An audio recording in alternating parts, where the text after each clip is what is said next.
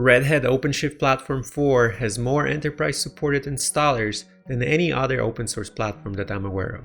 Today I'll be comparing three leading options: Installer Provision Infrastructure, IPI, Assisted, and Agent-Based Installer. They all have their strengths and weaknesses, and my goal for this video is to highlight the biggest differences between them. Let's start by looking at the architecture. All installers supports 3 HA controllers. The assisted and agent-based installers can also support single-node OpenShift. It's more common, however, to have workers running on dedicated nodes, and all 3 installers support that option. Let's move on to the networking. All 3 will require a main OpenShift network, which typically is routable, but only assisted installer requires internet connection.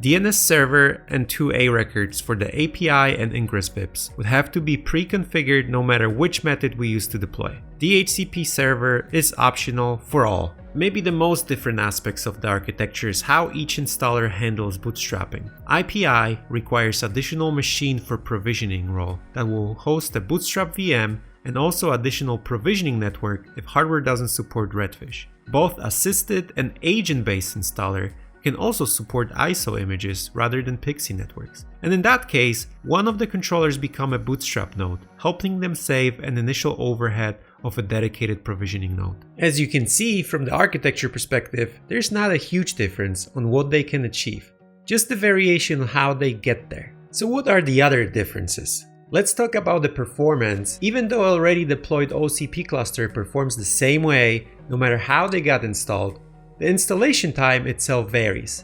And for example, in my rather small lab with 3 dedicated controllers and 3 workers, the assisted and agent-based installer has been about 30% faster than API. On the other hand, I would expect the IPI excel with the larger environments where it can automatically control the power state and boot order of the machine it deploys to. Next up is ease of use.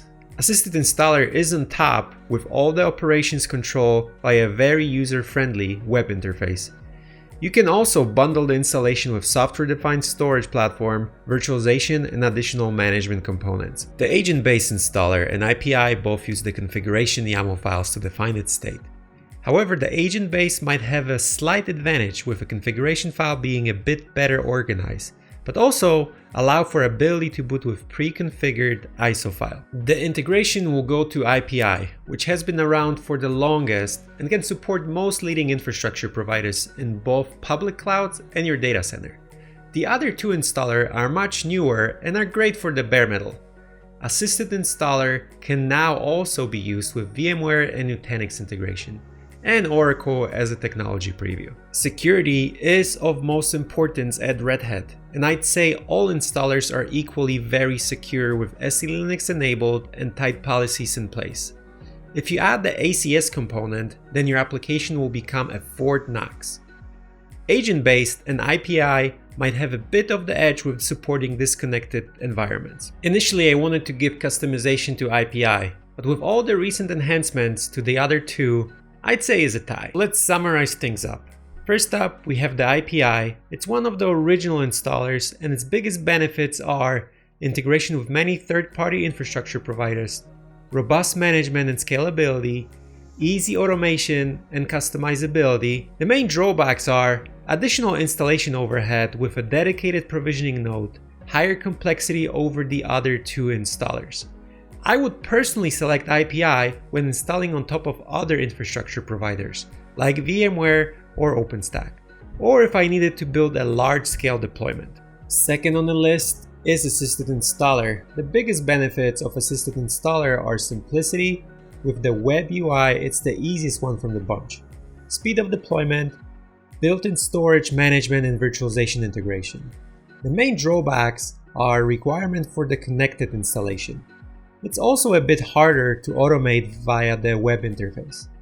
I would select Assisted Installer for quick prototyping or straight up small to medium production environments that require no fuss. Last, but certainly not least, is the agent-based installer. The biggest benefits of agent-based installer are simplicity, easy automation, and speed of deployment.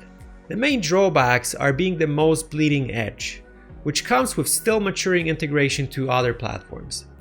The agent-based installer has become one of my favorites, and I use it almost exclusively when selecting the Baremetal platform these days, and especially if need to be repeated in multiple times. It's not always easy to select the best option for the use case.